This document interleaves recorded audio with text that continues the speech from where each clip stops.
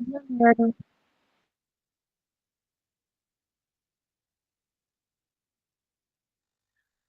Lohane também, acho que nunca tinha visto por aqui. Robert. Boa noite, gente. Meu nome é Lohane.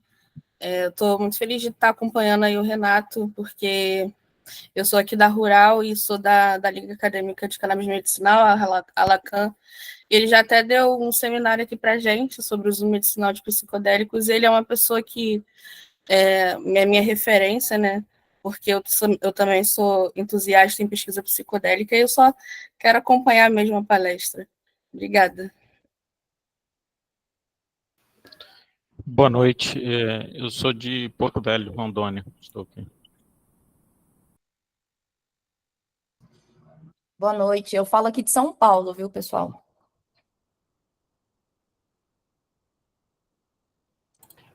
Boa noite. Eu sou alagoana, mas falo de São Paulo. Me chamo Carol. Boa noite. Boa noite, Carol. Boa noite, Ju.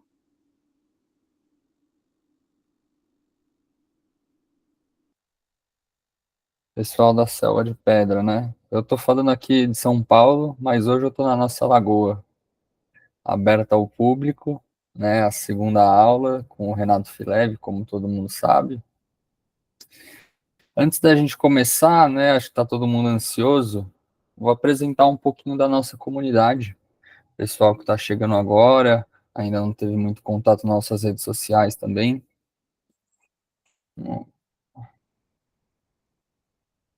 Só espelhar a tela.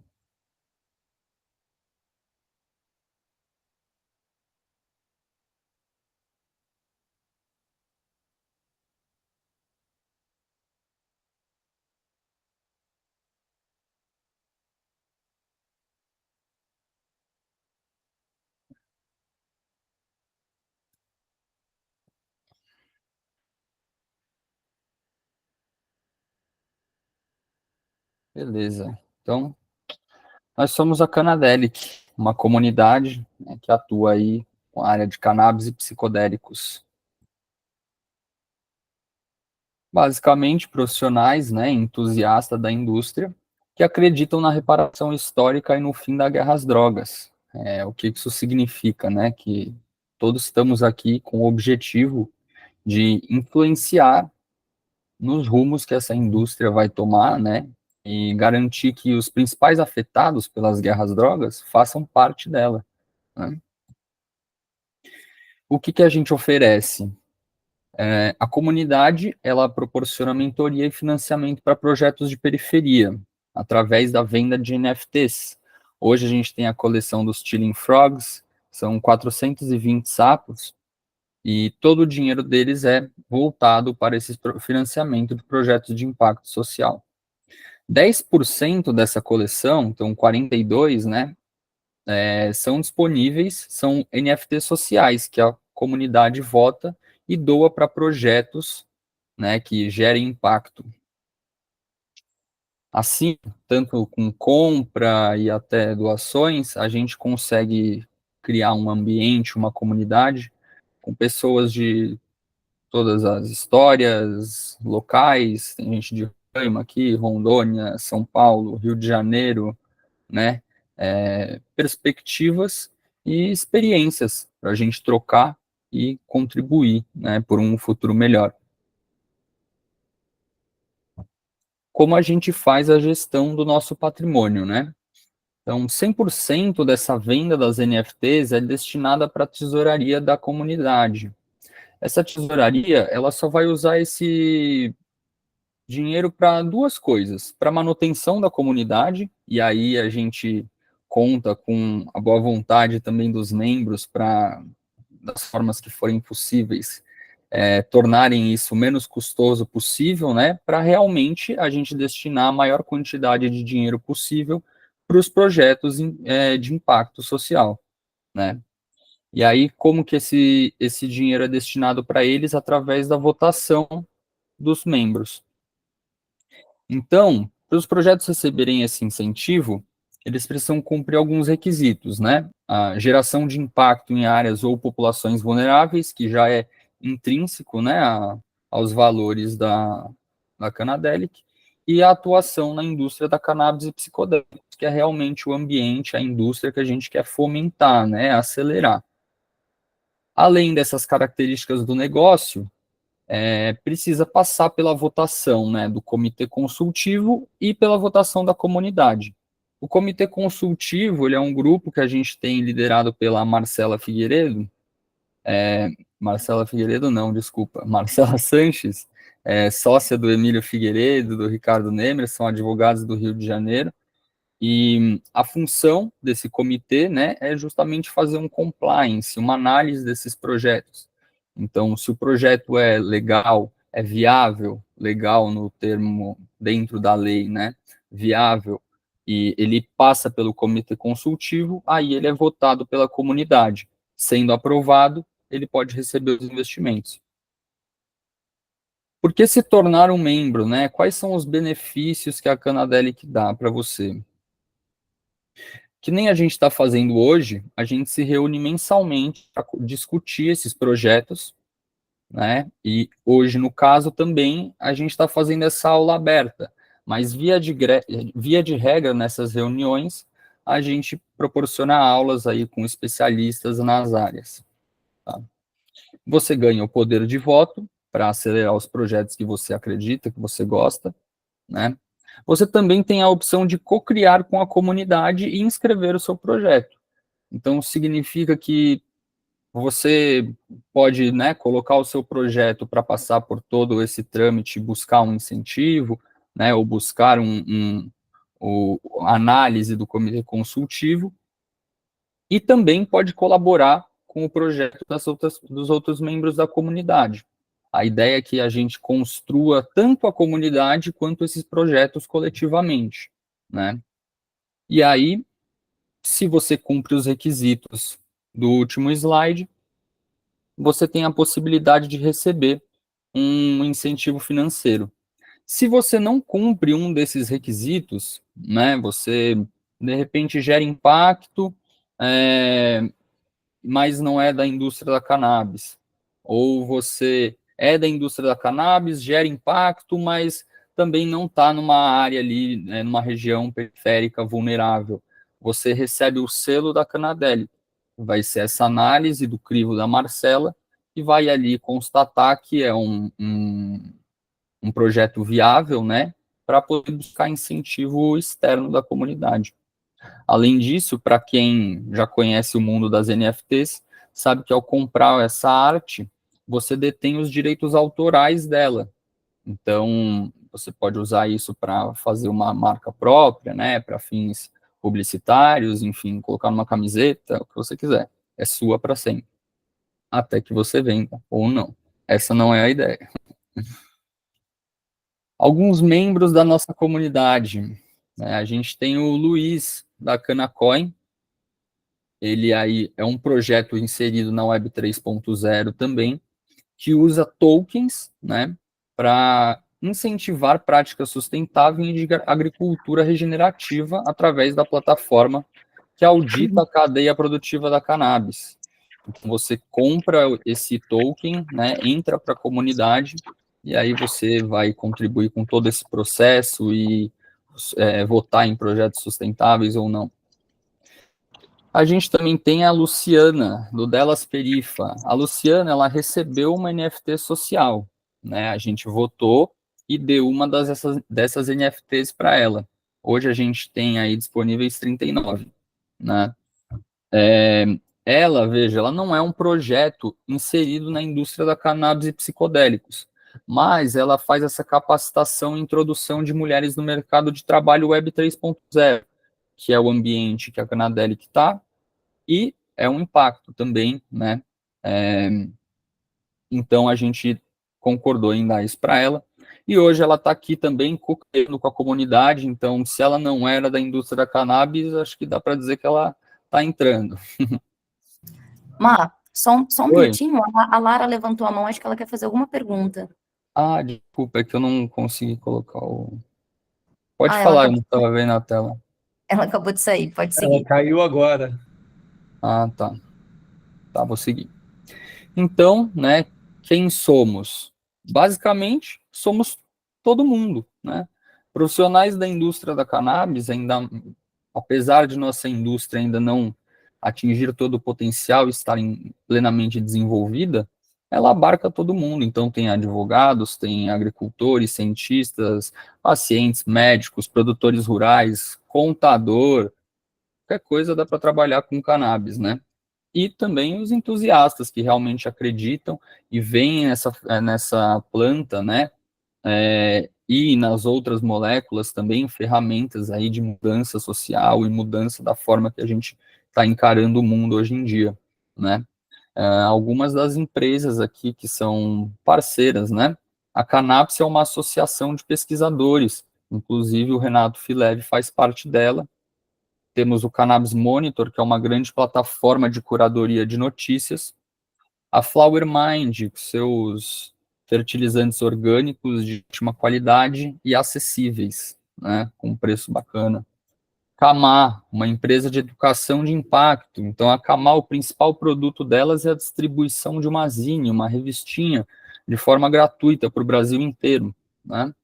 A Canacoin, que eu disse antes, está ali na Cannabis 3.0, Web 3.0, créditos de carbono. Ano 4020, também um projeto de pesquisa aí atrelado ao cânhamo, buscando soluções para tornar o mundo mais sustentável. A Play for Change também, uma empresa que ali atua na Web 3.0 com impacto, fornece educação, né, criação de NFTs, e o FSM Law, que é um escritório de advocacia também com especialidade na Web 3.0. A Canadelic e a Cannabis na mídia, né? Expo Cannabis chega a São Paulo movimentando milhões de reais. Esse foi um evento marcante, mas é só um dos grandes eventos que estão tendo hoje aqui no Brasil, né? Essa semana, inclusive, tem um evento do Medical Cannabis Fair, e tudo isso só mostra o potencial gigantesco que esse mercado, que mal é regulado, né? Legalizado até, já tem atingido. A Canadelic aí em outras matérias. E é isso. A Canadelic é uma comunidade de cannabis e psicodélicos.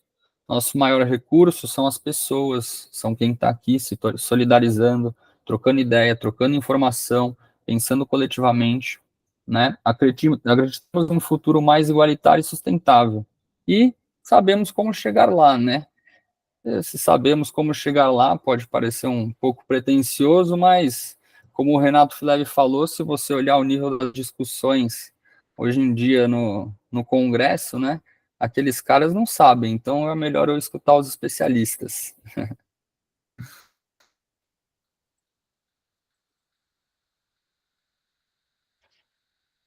É isso, pessoal.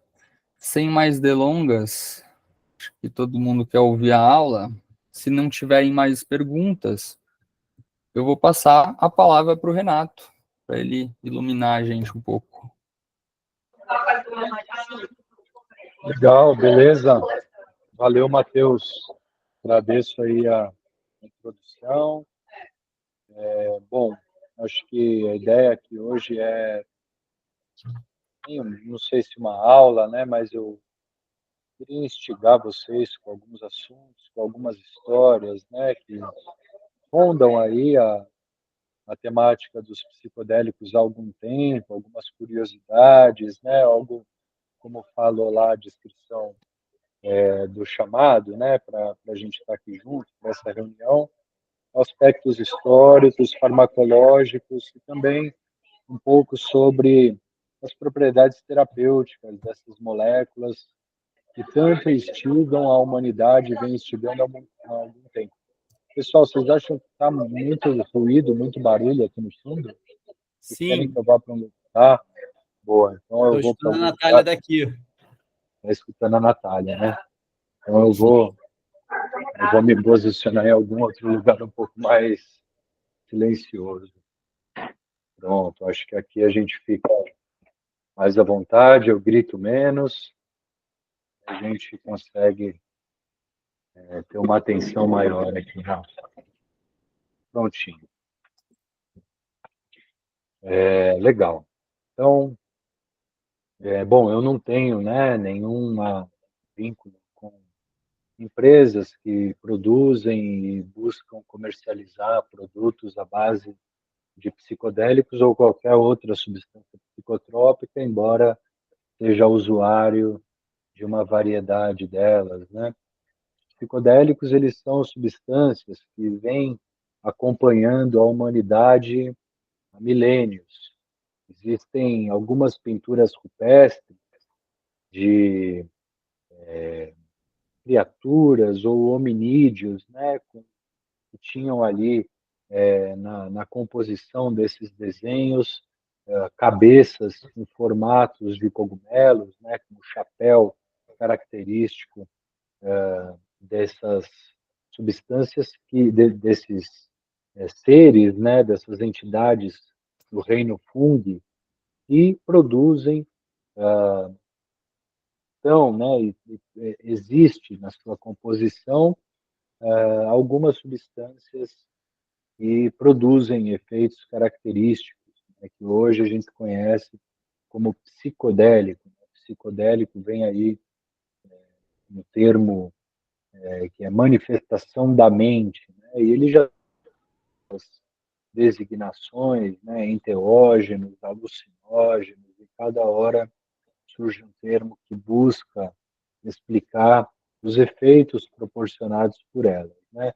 Psicodélico é um termo criado pelo Humphrey Osmond, junto com o Aldous Huxley, né? Dois europeus teorizavam a respeito das propriedades dessas substâncias e hoje é o que vem sendo aceito, inclusive em meio acadêmico, científico, né? Mas, voltando um pouco, né, na história dessas pinturas rupestres, né, elas existem algumas foram encontradas em cavernas, né, por exemplo, na Argélia, cerca de 7 a 5 mil anos atrás. Então, uma relação longeva e duradoura com essas substâncias e aquilo que elas podem proporcionar à humanidade. Dando um salto aí, né, para a contemporaneidade, a gente tem uma figura emblemática, importante, que é o Albert Hofmann.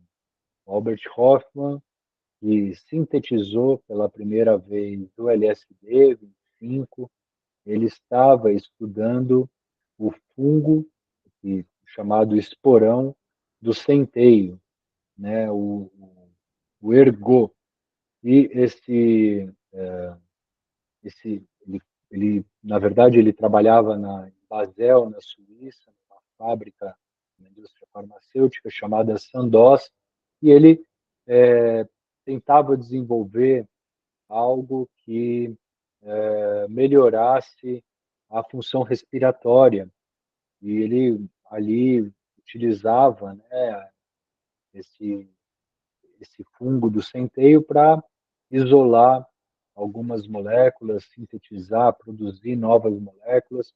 E uma das frações, a fração 25 dessa purificação que ele realizou, ele acabou, isso foi em 1938, e quando ele estava fazendo experimentos, dia 16 de abril de 1943, 5 anos depois, ele, sem querer, se contaminou, acidentalmente se contaminou com uma pequena quantidade de LSD, e então ele ficou bastante intrigado, ele teve efeitos de agitação, de um pouco de tontura, e ele falou, opa, alguma coisa tem aqui.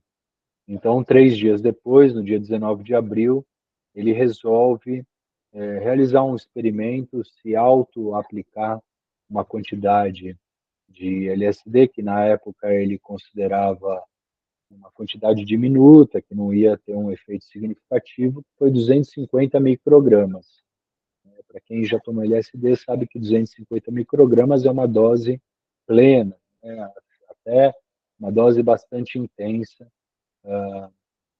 quando comparado ali com as 150, 125 miligramas, que, inclusive, menos que isso, né? 75 miligramas é capaz de produzir efeitos significativos. Então, uma dose de 250 microgramas é uma dose plena, bastante intensa, e que ele acabou tomando de maneira consciente, né? Ele foi ali fazendo um auto-experimento e anotou efeitos, né, que ele teve de ansiedade, distorção visual, paralisia, desejo de sorrir, fechava os olhos e via fractais, ficou apavorado em ver modificações, transformações na face das pessoas que estavam ali com ele, movimento dos objetos, dos móveis do seu escritório, objetos grotescos e ameaçadores, ficou com medo em determinado momento, com tudo distorcido, e tudo isso ele conta no livro dele, né, sobre o LSD, Criança Problema, né? Então, o Hoffman, ele foi essa figura, né, por ser um químico que sintetizou LSD, viveu mais de 100 anos, repetiu o uso de LSD ao longo da sua vida, né, de pequenas quantidades, e que teve ali uma importância então, no sentido de buscar organizar e sistematizar a aplicação terapêutica do LSD. Então, a Sandoz, ela cedia a médicos, né, dos anos 50, dos anos 60, quantidades de LSD para que eles pudessem, para que o médico ele percebesse os efeitos e pudesse ter uma compreensão melhor, né, de seus pacientes que tinham alucinações, que tinham distorções do pensamento, como psicoses, né, e também para auxiliar na terapia dessas pessoas, né? Então, ele começou a ser utilizado esse princípio, né, nessa intenção de favorecer a, a medicina, a psiquiatria, a encontrar soluções para transtornos que acometem a humanidade há muito tempo. E tiveram várias aplicações do LSD, né? Eu acho que uma dessas histórias interessantes é que o sistema serotonérgico, né, o sistema de neurotransmissão que está relacionado com a empatia, com o prazer, né? Ele foi descoberto 10 anos depois do que a descoberta do LSD, em 1943. Então, ele foi uma substância importante, né, para auxiliar a descoberta do sistema serotonérgico, e eu vou explicar um pouco mais adiante, né, vou comentar um pouco mais adiante como isso se deu até por conta dos efeitos farmacológicos dessa substância. Quando a gente fala sobre o uso de drogas em geral, se o uso ele é ritualístico, sacramental, social, adulto, terapêutico, para todas essas finalidades, a gente precisa compreender a complexa dimensão que é a interação de uma substância, psicodélica ou não, e o indivíduo que faz o uso dessa substância, em qual contexto esse uso está sendo praticado. Essa dinâmica ela foi sintetizada por um pesquisador, George Engel, no conceito do biopsicossocial. Então, o uso de drogas ele depende de vários fatores e das particularidades que envolvem tanto o indivíduo, a sua psique, a sua personalidade, a sua carga genética, seu humor, no momento em que ele está utilizando essa substância, e a substância em si, né, com também as suas particularidades, dose, mecanismo de ação, via de administração e em qual contexto esse uso está sendo praticado, que favorece fatores de vínculo e proteção ou fatores que agravam as vulnerabilidades e o risco envolvendo essa prática. Então, a gente não é impossível dissociar a compreensão de se um uso ele é terapêutico ou recreacional ou abusivo, se a gente não entende essa dinâmica complexa e de interação do indivíduo, da substância e do contexto. Bom, esses estudos, né, que foram desenvolvidos nos anos 50 e 70, eles, como eu comentei, né, eles estavam envolvidos ali uma tentativa de conhecer o transtorno, conhecer o pensamento da pessoa doente, acometida com um quadro psicótico, ou para buscar reviver traumas, ou para auxiliar em alguns prejuízos sociais, alcoolismo, neurose, mas como também em quadros de melhorador cognitivo, né, como hoje a gente usa o café, outras substâncias psicoestimulantes, mas para tratar quadros de perversão sexual, pedofilia, hábitos compulsivos como o alcoolismo ou traumas, né, auxiliar as pessoas a reviverem traumas.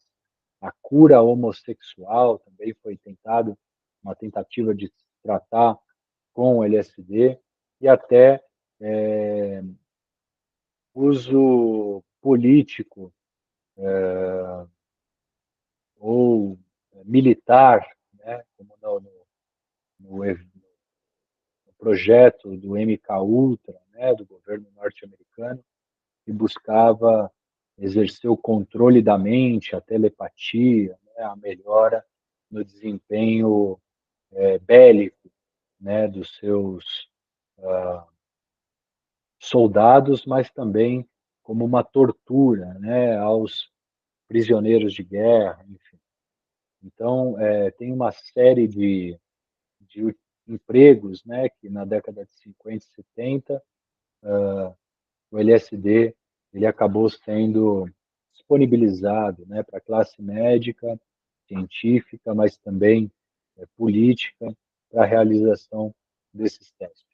Até que, nos anos 70, né, o governo do Richard Nixon e a questão da contracultura, da guerra do Vietnã, dos jovens que começaram a confrontar a política de mandar, né, pessoas para a guerra, para enfrentar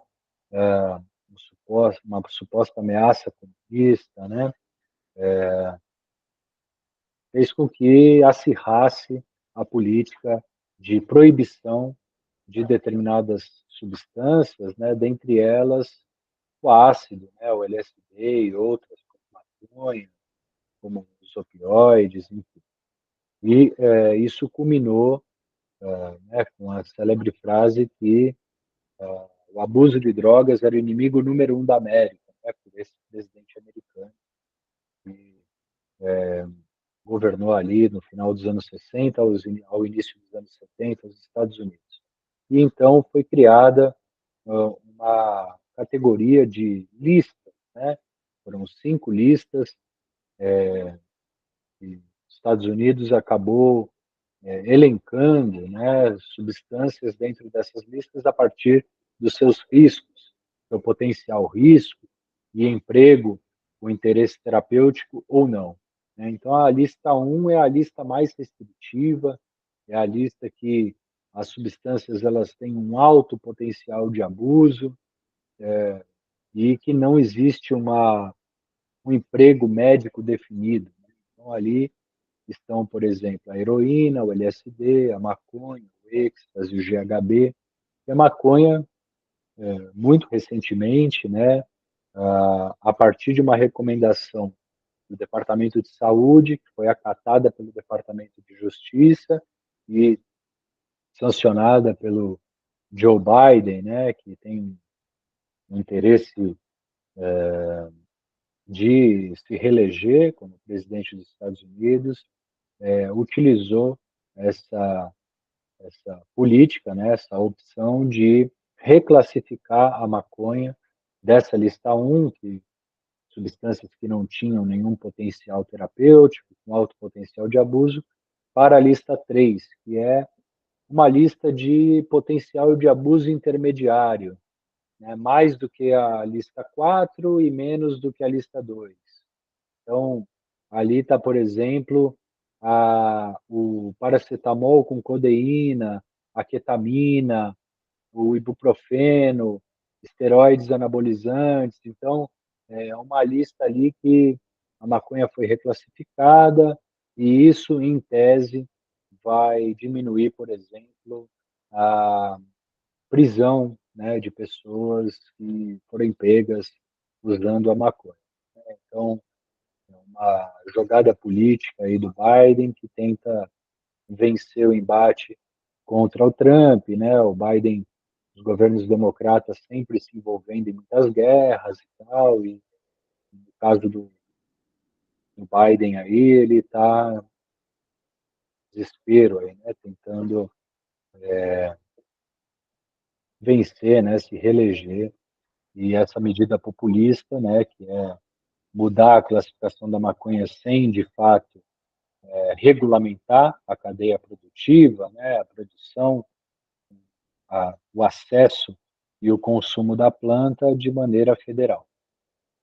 Nos Estados Unidos, um estado, que é o Oregon, e algumas cidades, como Oakland e Santa Cruz, na Califórnia, Denver, no Colorado, e Ann Arbor, no Michigan, elas descriminalizaram o consumo de substâncias da lista 5, por exemplo, né? A heroína, o fentanil e o LSD.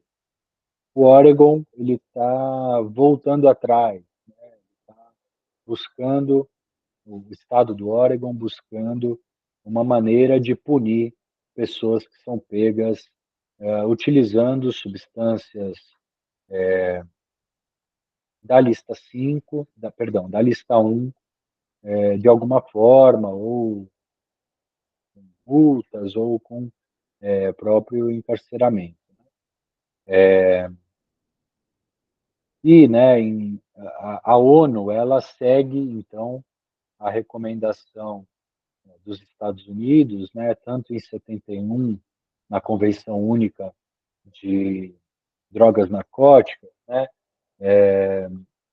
para a regulação ou a colocar determinadas substâncias, princípios ativos, em listas restritivas também, né, assim como a Convenção de 61, que colocou as plantas, né, como a maconha, a coca e a papoula.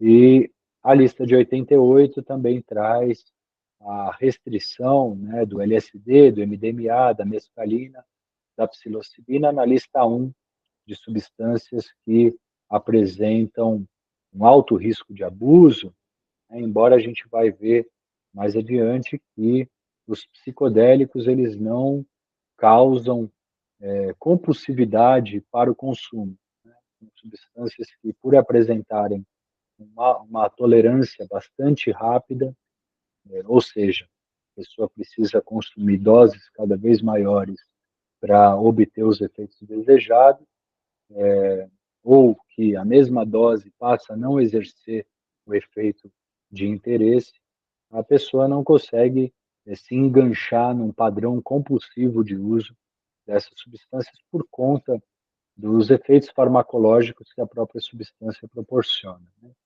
O relatório mundial... Gente, se vocês quiserem me interromper aí, eu não estou vendo vocês, mas é só abrir o microfone. Mete ficha, professor. Tá bom? Me fala alguma coisa aí que eu paro e a gente troca ideia, tá? O último relatório de Drogas Narcóticas da ONU, de 2023, né, ele é lançado sempre no dia 26 de junho, que é o Dia Mundial de Combate às Drogas, né? Então, o próximo está para ser lançado aí daqui a um mês. O último, né, que teve de 2023, ele traz os dados de apreensão global de algumas substâncias que foram feitas em 2017. Ele sempre tem uma defasagem porque ele pega os dados dos países, né, para montar, para organizar esse relatório, e ele mostra que cerca de 3,5 toneladas de substâncias psicodélicas foram apreendidas no ano de 2017. Imaginem, né? Uma dose plena, 125 microgramas de LSD, imagina que 3,5 toneladas de alucinógenos, né? Excluindo a ketamina, que é um potencial psicodélico não clássico, né? Com a ketamina, isso ultrapassa 12 toneladas de substâncias psicodélicas, né, que foram apreendidas, e um aumento de 7 vezes do período. Então, vejam que há um interesse significativo, né, na utilização desses compostos. No caso específico do LSD, foram 24 quilos de LSD que foram apreendidos no período, e de outros alucinógenos aí, ou psicodélicos, essas 3,5 toneladas. O que esse relatório ele traz também é que há um aumento significativo de 23% nos últimos 10 anos no número de pessoas que usam substâncias ilícitas. Isso dá cerca de 300 milhões de pessoas no planeta, né? Uma população do tamanho dos Estados Unidos, que é um dos países mais populosos do mundo. Então, se nós reuníssemos todos os usuários de drogas dentro de um mesmo território, nós, e aqui eu me incluo, seríamos uma das maiores populações do planeta. Veja que é um número significativo de pessoas que fazem o uso dessa substância. Considerando que o crescimento da população vem, né, como um todo, vem desacelerando, né, e tivemos aí nos últimos 10 anos um período de crescimento de 11% da população, o número de usuários de substâncias vem aumentando significativamente, né, 23% no mesmo período. Isso tem várias possíveis explicações, né? Talvez a facilidade do acesso, a quantidade de novas drogas que são produzidas, as gerações que mudam, o conhecimento, né? E a informação que está cada vez mais acessível, mas também aspectos negativos, né? Como a dificuldade da vida, o manejo de sobrevivência, drogas, crise climática, entre outros Pandemia. fatores, pandemia, que podem ter favorecido esse aumento significativo no período. Quando a gente fala de novas substâncias psicoativas, né, a gente vê que existe um aumento significativo tanto na apreensão, mas também na produção dessas substâncias, né? No ano de 2021, mais de 600 novas substâncias psicoativas foram apreendidas, né? Sendo que 87 dessas eram completamente novas, nunca tinham sido apreendidas. Então, imagina, no ano de 2021, 87 novas drogas foram identificadas. Dentre essas, por exemplo, 1-metil-LSD, o 25-HN-BOMe e outras substâncias como ciclopropiltriptamina e classes dessas, né, que têm características psicodélicas. No Brasil, a gente tem uma prevalência anual de 0,3% da população, então a gente tem um crescimento do uso de psicodélicos no Brasil, mas isso também é menor, considerando outros países como Chile, a Argentina, a Costa Rica, países próximos aqui a nós, né? E esses psicodélicos, né? Então, o que são? Né? São substâncias que amplificam de maneira inespecífica fatores que estão no nosso inconsciente, né, que produzem estados alterados de consciência, de humor, de pensamento, percepção, experiência do eu ou experiência do ambiente, que proporcionam alteração na percepção visual, ilusões, macropsia ou micropsia, que é a percepção de si estarem aumentadas ou diminuídas em relação ao espaço, imagens caleidoscópicas, mudanças semelhantes à metamorfose do objeto, de face, então, alterações significativas, né?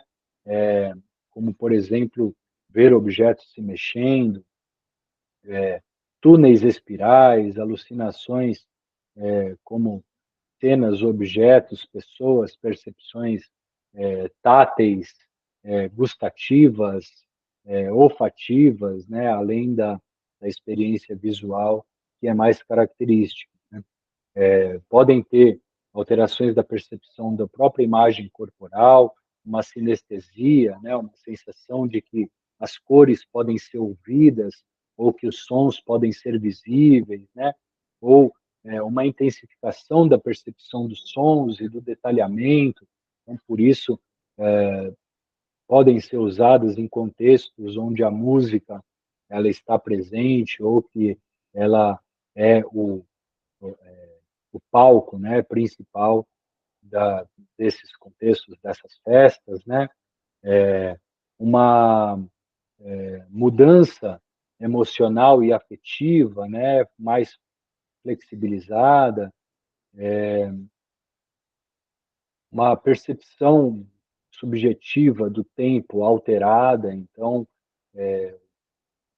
você não sabe, por exemplo, se passou um segundo, uma hora ou uma semana, né? Você está ali sob efeito e aconteceu algo, uma revelação, algo que te afetou e você não consegue precisar o tempo que passou nesse período.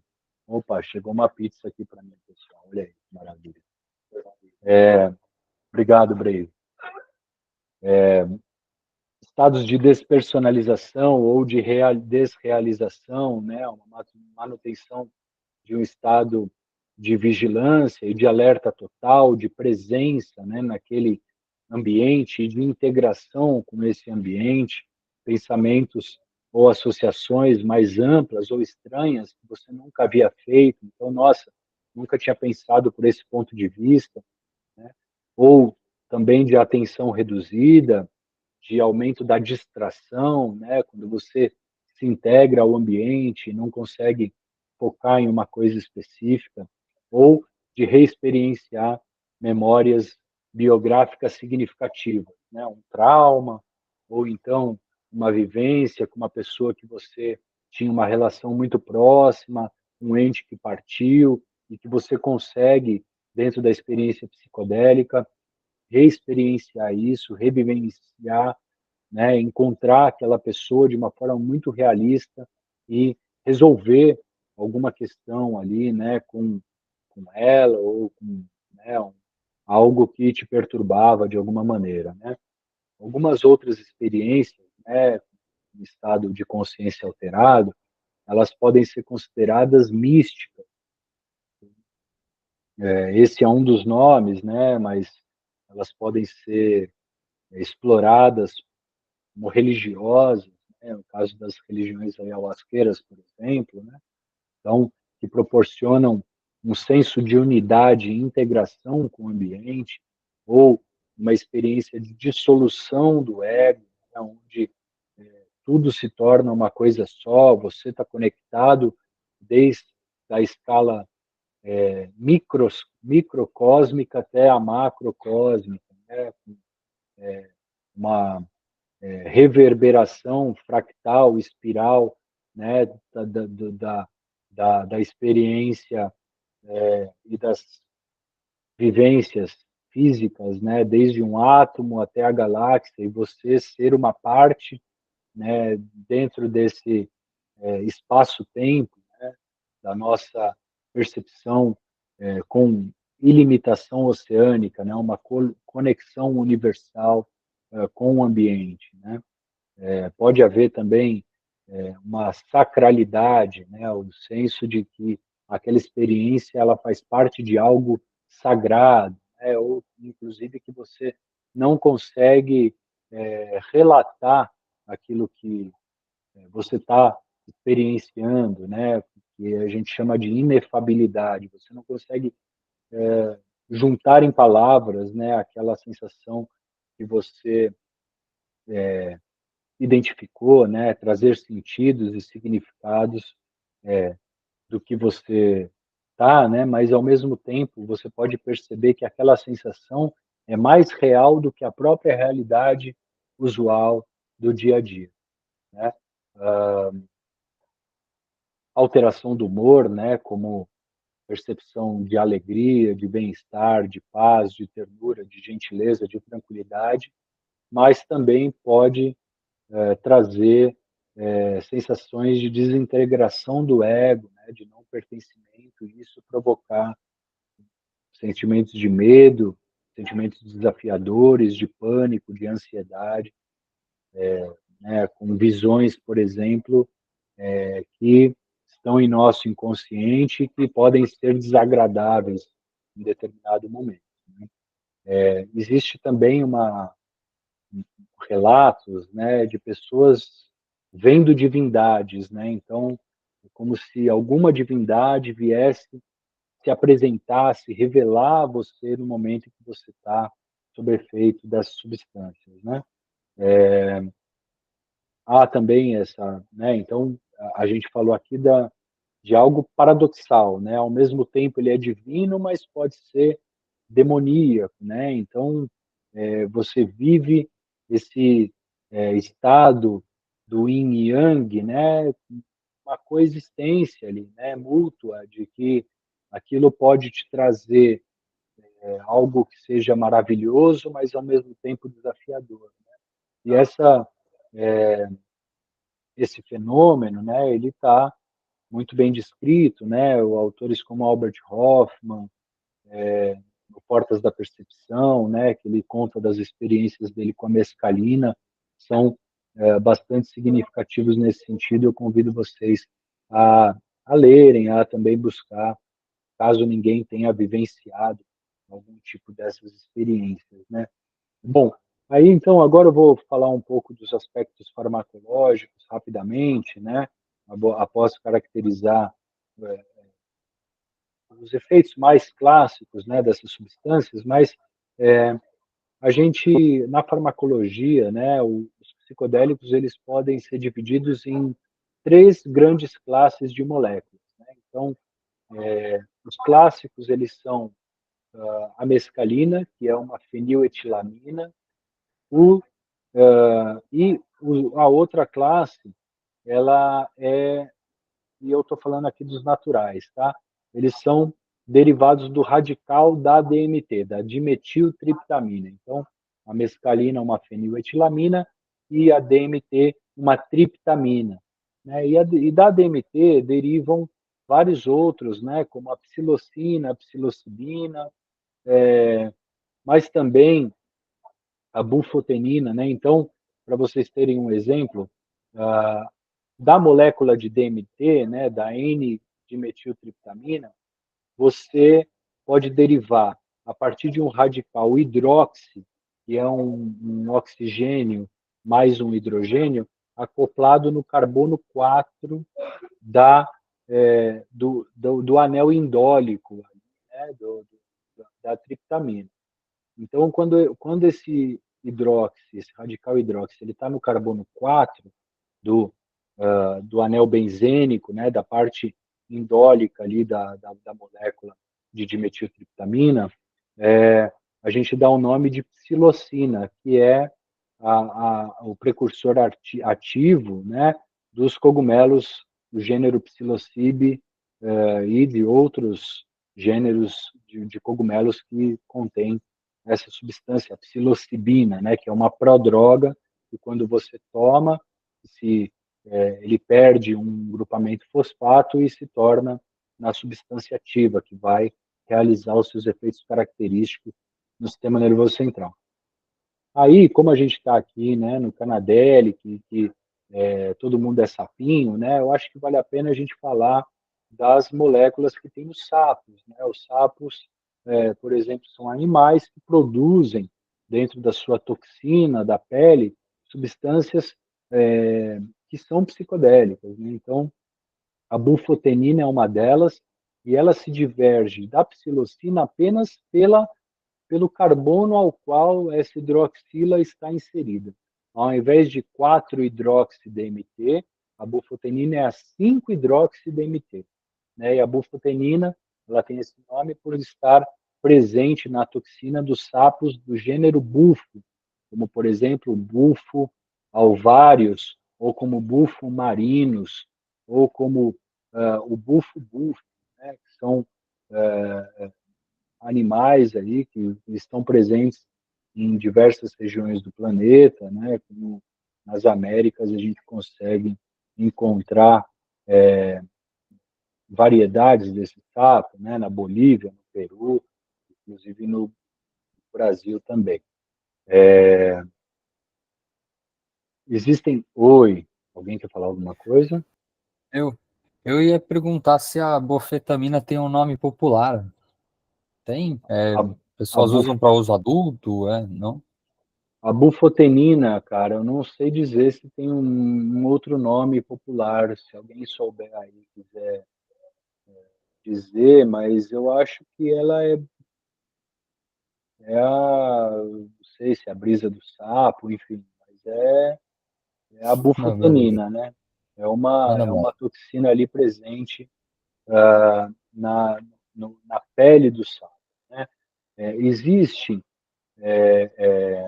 ela também pode ser encontrada, né, numa árvore que é a Nadenanthera.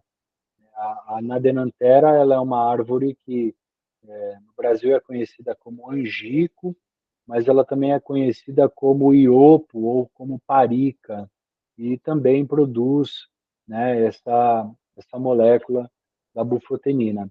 Existe uma outra molécula que é parecida com a bufotenina, que é o 5-metoxi-DMT. Então, ao invés do hidroxi-DMT, no carbono 5, ele tem um grupamento metóxico, que é um metil mais o oxigênio. Né? Um outro carbono, um CH3, um carbono, dois hidrogênios e um oxigênio. Né? Então, esse 5-metoxi-DMT, ele também está num outro sapinho muito simpático, que é o sapo do Rio Colorado.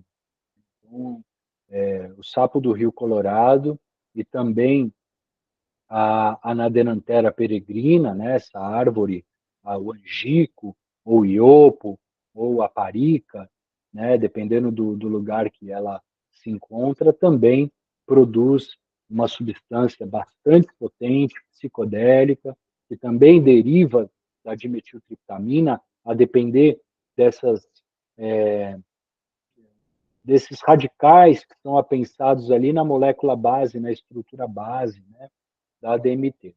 E aí eu falei que tinham três, né? Então eu falei, bom, as feniletilaminas, elas têm uma proximidade molecular bastante semelhante ao neurotransmissor de dopamina. As triptaminas, elas têm uma proximidade molecular bastante semelhante ao neurotransmissor de serotonina. E a terceira classe de substâncias psicodélicas, elas são as ergolinas. Ergolinas porque elas vêm lá do ergot, né, que era estudado pelo Hoffman, e o interessante, o mais louco, né, das ergolinas é que elas têm dentro dessa molécula, da sua molécula, tanto a molécula de feniletilamina quanto a molécula de triptamina. Então, ela atua, né, nesses receptores, sobretudo em receptores serotonérgicos, de uma maneira bastante intensa, bastante diferente e por duas formas distintas. Né? Então, eu falei para vocês da mescalina, né, que é uma feniletilamina, mas a mescalina, né, desculpa, até nem falei, né, ela está presente no peiote ou no San Pedro, né, são cactos, né, das Américas, tanto do peiote no México, San Pedro no Peru, mas também em outros países aqui da região andina. Mas existe um cara, né, um cara e uma mana, que é o Sasha e a Anne Shugin, né, eles desenvolveram, estudaram e consumiram as mais de centenas de variedades e o Sasha Shugin, um grande químico que tinha autorização do governo em produzir ele escreveu todo o compêndio de química norte-americano, ele era um grande conhecedor de química e ele produzia, desenvolvia essas moléculas e usava em si próprio. Ele, por exemplo, foi uma das pessoas que ressintetizou o MDMA, que é uma feniletilamina, e outras, né, como a catinona, como a norepinefrina, como a catinina, a efedrina, a pseudoefedrina, perdão, né? Então, ele desenvolveu uma série de moléculas da característica das feniletilaminas e também das triptaminas, foram mais centenas de moléculas, e ele escreveu 2 livros, o PICAL e o TICAL. São livros no qual ele relata e descreve detalhadamente o processo de produção dessas feniletilaminas. E algumas delas têm efeitos psicodélicos, né? Então, os N-bomes são feniletilaminas psicodélicas, assim como as moléculas que são chamadas de DOI, DOB, DOM, né, que divergem ali, se tem um iodo, se tem um bromo apensado na molécula, elas mudam de nome, né? Os TUSI, né, o 2C, 2CB, 2CI, eles também são moléculas desenvolvidas, né, pelo Sasha Shugin e que têm essas características. Já as triptaminas, né, dentro das triptaminas a gente tem essas moléculas ali que divergem de alguma forma da DMT, né, principalmente naturais, mas tem outras moléculas, né, como, por exemplo, aquelas que estão presentes na ibogaína, na, na armina, né, que é um dos componentes da ayahuasca, que é um inibidor da monoaminoxidase, né, que permite, inibindo essa molécula que está no nosso trato gastrointestinal, permite a passagem da dimetiltriptamina, a sua absorção no trato intestinal e a sua condução para o sistema nervoso central, ao qual ela vai realizar os seus efeitos característicos, né? Outras classes de substâncias, como, por exemplo, do cogumelo Amanita muscaria, né, o ácido botânico muscimol, eles têm alguma semelhança, mas também uma diferença com as triptaminas clássicas, né? E aí, então, as ergolinas, né, são essas substâncias tantas, né, variadas do LSD, como o ALAD, como um fosfato de LSD, um bromo DMT, LSD, perdão, e uma série de outras moléculas que vêm sendo desenvolvidas e sintetizadas, inclusive algumas delas com características não psicodélicas, né? Então elas atuam na mesma via dos psicodélicos, mas não produzem efeitos psicodélicos, como a lisurida, por exemplo, ou a 2-bromo-LSD. São substâncias que são ergolinas, que atuam como psicodélicos, mas não produzem efeitos característicos psicodélicos e estão aí com um interesse bastante grande da indústria farmacêutica careta, né, que não quer deixar as pessoas terem a imensidão oceânica, a dissolução do ego, experiências desafiadoras, mas querem buscar as propriedades terapêuticas dessas substâncias, né? E aí, né, como eu comentei anteriormente, né, essas substâncias, tanto as clássicas, né, os psicodélicos clássicos, feniletilaminas, triptaminas e ergolinas, elas atuam não apenas, mas especificamente em receptores serotonérgicos, do sistema de serotonina. E seus efeitos clássicos, né, característicos, todos esses que eu enumerei, elenquei no início da aula, eles acabam ocorrendo, sobretudo por sua atuação no receptor serotonérgico do tipo 2A. Esses receptores, eles estão numa região específica do cérebro, que é na região cortical, sobretudo na camada 5 do córtex cerebral, em células piramidais. Então, eles acabam realizando uma série de funções, né, num papel importante ali no córtex, né, e que, por exemplo, eles são estimulados em caso, por exemplo, quando a pessoa tem um surto psicótico ou quando ela usa algumas dessas substâncias psicodélicas, né? E essa eles acabam aumentando, né, as conexões cerebrais, e aí daí que vem não só o seu mecanismo de ação, mas os seus efeitos terapêuticos. É bom destacar que por que que uma substância psilocibina, a mescalina, o LSD, o MDMA, o 2CB, o DOI, o DOMB, a mescalina, eles produzem efeitos distintos, porque eles vão atuar de maneira distinta, mais ou menos intensa, nos outros diferentes receptores serotonérgicos, como, por exemplo, o 2C, o 1A, o, o 3, enfim, vários, não só apenas de serotonina, mas também de dopamina, de noradrenalina. E isso vai acabar fazendo com que alguns deles sejam bastante específicos, né, como, por exemplo, a mescalina, que atua especificamente no 5-HT2A, enquanto o LSD ele é uma substância que vai atuar em vários, né, desses, de maneira muito ativa, né, em receptores tanto serotonérgicos, 1A, 1B, 2A, 2B, 2C, 7, por exemplo, né, dos serotonérgicos, mas também nos dopaminérgicos, nos receptores de histamina, entre outros sistemas de neurotransmissão. Bom, e aí, né, para chegar na última parte aqui, né, dessa apresentação, eu acho que eu tenho que falar um pouco dos possíveis, das possíveis teorias que cursam com o potencial terapêutico, né, dessas moléculas. Então, tanto a circuitaria das monaminas, da dopamina, da serotonina e da noradrenalina, elas estão em áreas específicas do cérebro, né, como, por exemplo, a serotonina, ela são projeções do núcleo dorsal da RAF, né, que está no dorso, numa estrutura primitiva cerebral e que se projeta para todo o córtex motor, para o córtex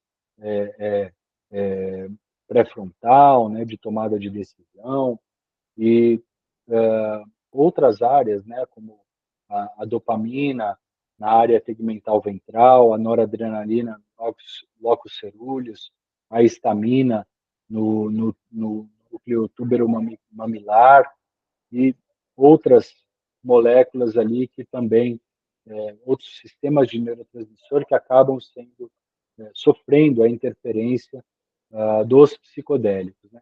Os psicodélicos, eles têm a capacidade de aumentar a sinaptogênese, ou seja, aumentar a ramificação dendrítica neuronal, que vai favorecer a conexão com outras células ao redor e a comunicação dessas células. Então, ela permite com que haja um aumento de conexões e isso parece estar relacionado com alguns dos seus efeitos terapêuticos. Então, uma pessoa que tinha um comportamento ou um pensamento ruminante que se repete, né, ou como um estresse pós-traumático, ele pode ser trabalhado a partir do aumento dessas conexões, aumento da sinaptogênese, onde o indivíduo acompanhado de um processo psicoterapêutico, ele pode, por exemplo, encontrar vias de pensamento alternativas e escapar desse pensamento ruminante que acaba levando ele a gatilhos, né, a comportamentos específicos estereotipados relacionados a um trauma específico, né? Bom,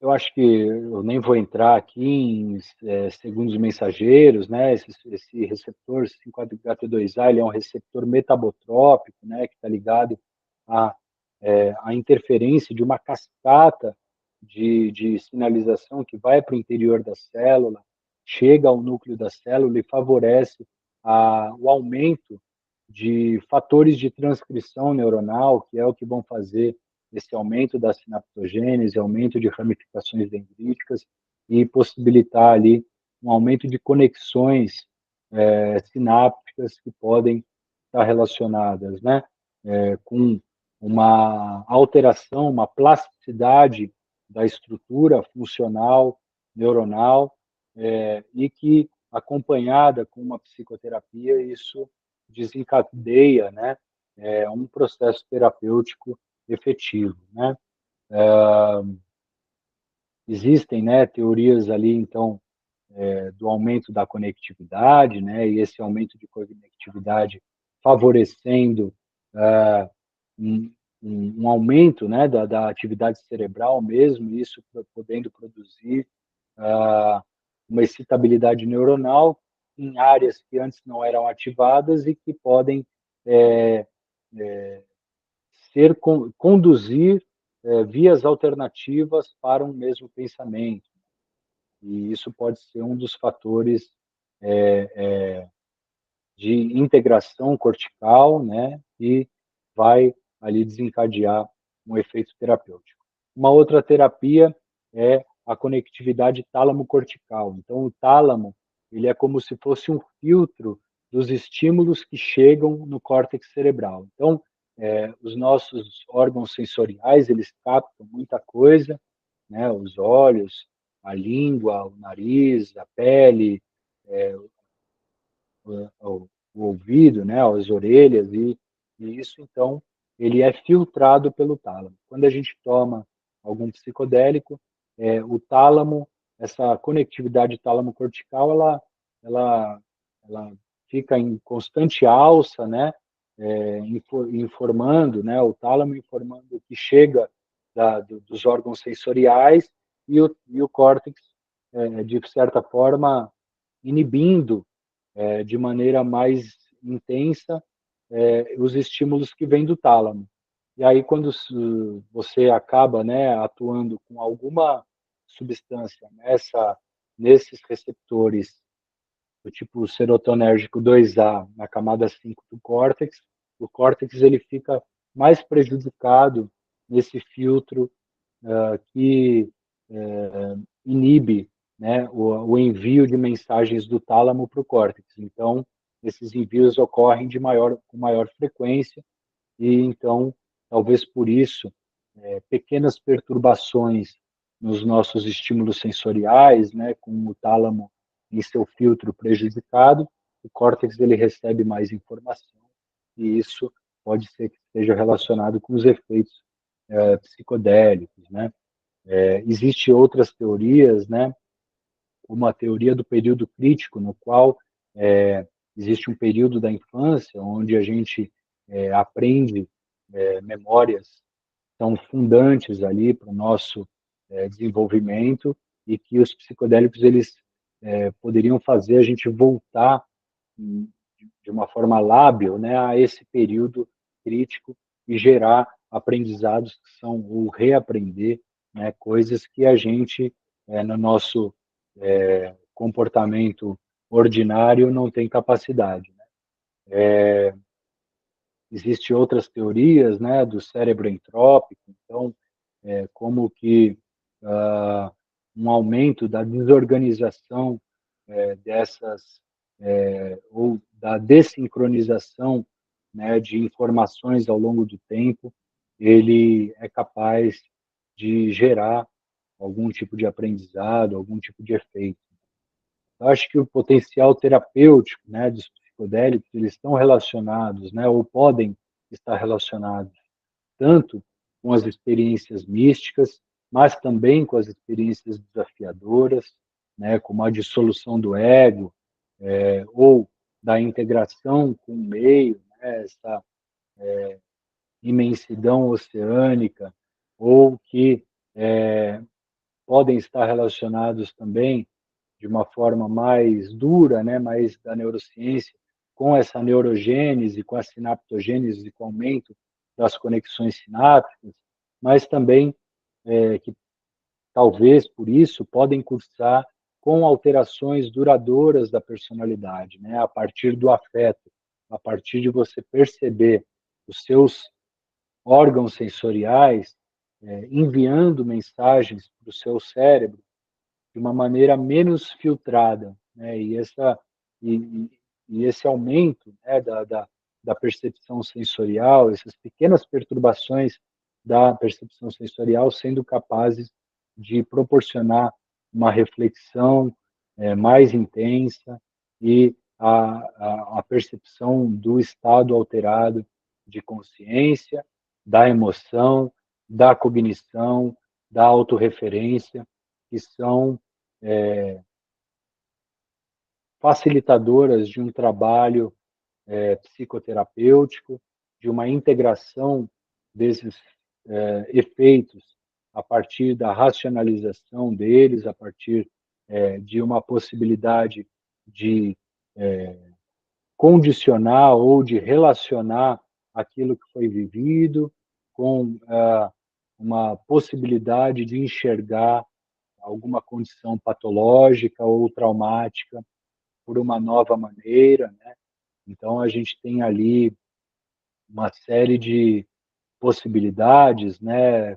No caso de transtornos que são resistentes, né, a tratamentos de referência, né? Casos de depressão maior sendo tratados, por exemplo, com uma única dose de psicodélicos, como a psilocibina sintética ou com LSD, produzindo resultados satisfatórios de pessoas que precisam tomar por longos períodos, por mais de ano, uma substância inibidora seletiva da recaptura de serotonina ou do MDMA, né, que aí eu falei dos psicodélicos clássicos, né, mas aí eu acho que a gente pode até pensar num outro momento de falar sobre os psicodélicos não clássicos, né? E aí dentro dessa dimensão toda, né, está, por exemplo, o MDMA, a ketamina, a ibogaína, né, que tem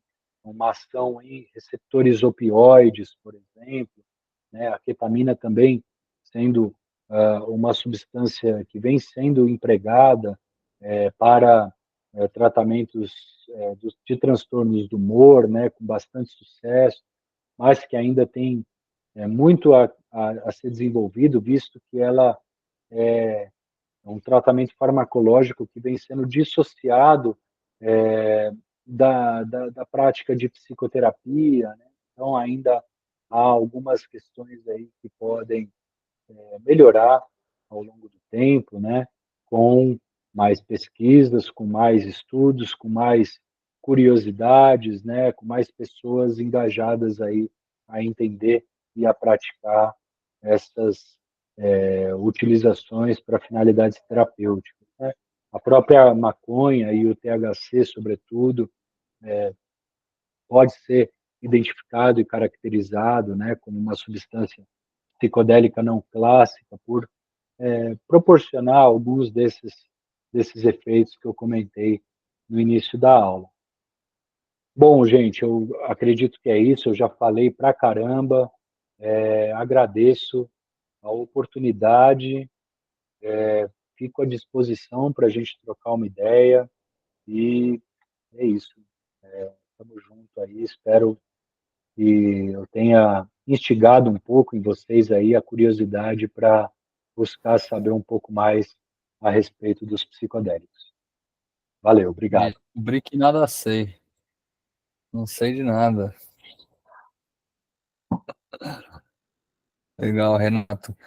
Alguém tem mais alguma provocação para ele? Thaís, Lohane, que vieram especialmente por causa do professor?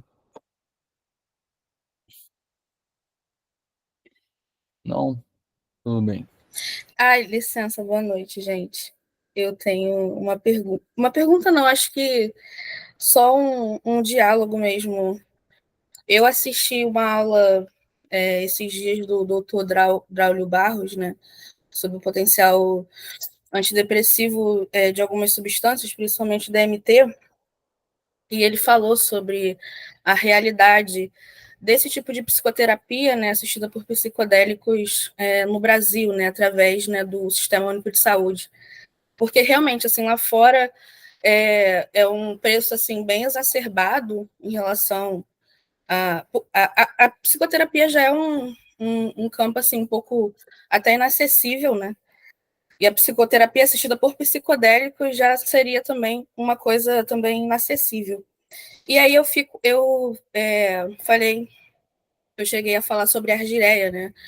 Numa das perguntas, porque a argireia nervosa é uma planta que dentro das suas sementes tem as ergolinas, né? Que são ergoalcaloides biosintetizados por essa planta, inclusive ela dialoga muito com o seu tipo de fibra ali, né, igual ao cânhamo, a fibra dela é bem resistente, então ela, para a indústria do cânhamo, para a indústria de tecido, de fibra, ela seria também uma planta bem sustentável nesse sentido. E aí, essas ergolinas, né, que são esses ergoalcaloides que estão dentro dessas sementes, não poderia ser um fitocomplexo, assim como a maconha, né, um fitocomplexo, claro, analisado, né, através de controle de qualidade, tanto químico quanto farmacêutico, dentro desse processo de psicoterapia assim, mais acessível. Lohane, eu acredito que sim, existe um potencial grande, né, do LSA, dos outros compostos,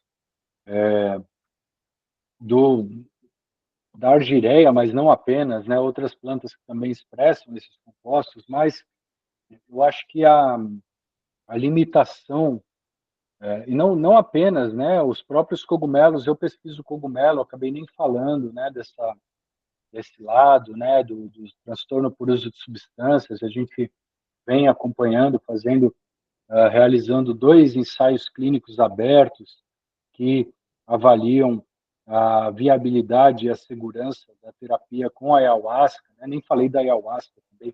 Gente, falar de psicodélico é desafiador por isso, a gente tem ali muita coisa para falar, né? A ayahuasca é uma bebida vegetal de povos tradicionais amazônicos, né, que apresenta em sua composição a união de preparados de 2 espécies vegetais, principalmente do cipó Banisteriopsis caapi, mas também da Psychotria viridis ou de outros cipós também, né, que contém dimetiltriptamina, e isso é possível, a gente acompanha, né, um histórico desde,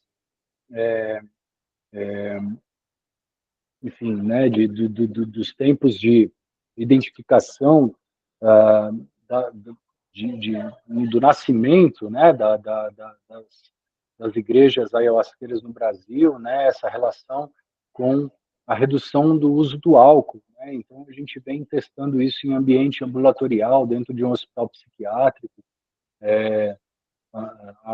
o emprego, né, da ayahuasca para ver se as pessoas de fato reduzem ou mudam a sua relação com a substância.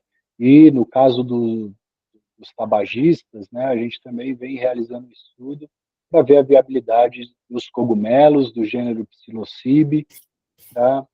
Essa terapia, o cogumelo seria aí, Lohane, uma substância, um composto barato, um micocomplexo, né, que tem ali uma série de compostos, mas nesse caso, né, tanto obviamente que tem questões aí de uso tradicional, de uma sabedoria ancestral, indígena, né, que precisa ser discutida, sobretudo quando há um emprego de interesse comercial dessas moléculas que não podem ser patenteadas, né?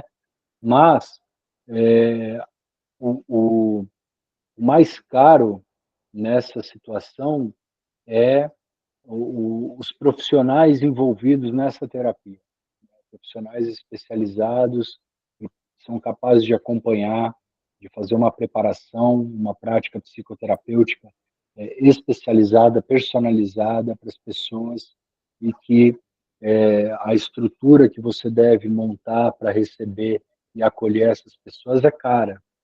Então, isso que impede ou dificulta, por exemplo, o acesso, através do Sistema Único de Saúde, das práticas com psicodélicos. Você precisa ter uma preparação, uma psicoeducação, uma integração dessas pessoas feita de uma maneira consistente, com profissionais especializados e, dentro de uma realidade do sistema público, ainda encarece bastante o acesso dessas terapias. Então, acho que mais no sentido, né, visto que as moléculas elas não são difíceis de ser sintetizadas, existem componentes vegetais, fitocomplexos, micocomplexos, né, como você citou, a argireia, mas outras, né, a própria anandranthera, né, a psilocibina sintética, o 5-metoxi-DMT, enfim, existem formas baratas, né, de se acessar farmacologicamente esses compostos, mas o desafio aí, eu acredito que seja mais na parte de recursos humanos do que na parte farmacológica.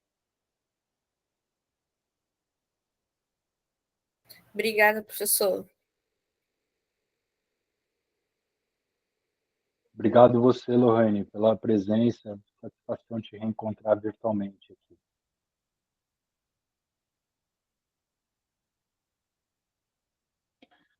Mais alguém? Emílio, quer falar alguma coisa? Tinha aberto a câmera. Só agradecer mesmo, Baba, pô, uma super aula, muito densa, muita informação, e chegou muito mais do que estudar, chegou também a experimentar, né? Muita coisa para... E, cara, olha, eu vou te falar que hoje eu tenho muito mais respeito e receio de utilizar psicodélicos do que eu tinha antigamente, sabe? Eu acho que os psicodélicos, eles são substâncias, né, que eles te proporcionam aprendizado. E aí, quando você aprende, é difícil, né, é como se coloca um filtro na tua mente, né? Como, por exemplo, o letramento racial, né? Quando você se entende como homem branco dentro de uma sociedade racista ou heteronormativa, né? E você é um homem cis, branco, privilegiado, né? Você não tem como voltar atrás e não enxergar o racismo, né? E os privilégios. Então, eu acho que o psicodélico, ao mesmo tempo, é isso. Se você já aprendeu, cara. Não tem como voltar atrás, né? E eu acho que é por isso que, às vezes, o uso, né, para esse conhecimento, ele talvez não precise ser repetido de exaustão, né? Não é uma busca, enfim, você já desintegrou o seu ego, né? Você já viu ali que você não é nada, você faz parte de uma dinâmica complexa, natural ali, que você está integrado. Você não precisa ficar vendo isso toda hora, né? Então acho que é meio isso. Eu estou assim satisfeito, já tive várias lições importantes, né, com os psicodélicos e enfim, não vou dizer que eu não quero ter de novo ou não terei outras, mas essa eu acho que é a beleza dele, né? Você consegue lembrar de tudo, você consegue ter ali um respeito, né? A momentos desafiadores ali vivenciados, que você enxerga o teu inconsciente, que você enxerga colocado de frente com seus medos, né? De morte, principalmente, né? E eu acho que faz você entender a vida a partir da morte, né? Eu acho que tem muito do yin yang, né? Dessa coisa do lado bonito, mas do lado belo, mas também do lado sombrio, né, da vida. Então, acho que é bastante rico nesse sentido, sabe, cara, da gente poder se entender como pessoa dentro dessa dimensão do espaço e tempo e como que a gente pode reverberar isso na nossa existência. Você falando, eu lembrei que a primeira vez que o primeiro ácido que eu tomei andou na minha carteira por 5 anos. Só eu me preparando para usar. Fiquei dos 21 aos 26 anos com aquele ácido embaladinho na minha carteira, esperando o momento certo para experimentar. E realmente foi mágico. Lembro, consigo descrever com detalhes facilmente aquela primeira experiência. Eu acho que isso veio muito da educação, porque como meu pai já tinha me contado as experiências dele, eu acabei tendo muita parcimônia, muito respeito mesmo às substâncias. Isso em geral, eu nunca tomei ayahuasca, né? Nunca por respeito à substância, por respeito ao ritual, por respeito às pessoas que consagram, né? Então, as instituições que foram criadas em torno disso também. Então, eu acho que é uma força muito poderosa e é o que você falou, né? Uma cabeça que se abre e não volta ao mesmo tamanho depois, né? Muito difícil, nunca vi acontecer. Então, os psicodélicos, na verdade, são essas ferramentas para a gente, né? Mas eu fiquei escutando, fiquei com muita vontade de conhecer o bufo. Sim, eu ainda não conheço. Quem sabe um dia a gente não pode fazer isso junto. Isso aí. Toca o barco, Matheus. É isso. Então, acho que estamos caminhando para o final da aula, né? Vou agradecer mais uma vez aqui em nome da Canadelic, todo mundo que disponibilizou um tempo aqui para estar com a gente, pelas colaborações.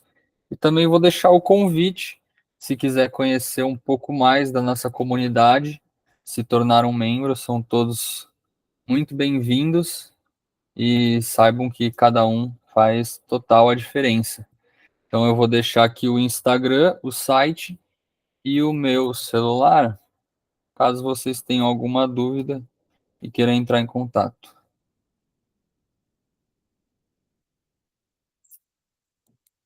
Perfeito. Certo? Então, boa noite a todos, muito obrigado e mês que vem a gente está aí de novo, dessa vez só para os membros da comunidade. Então, se quiser estar nessa, compra o sapinho. Vamos nessa. Tchau, tchau. Boa noite. Valeu, boa noite.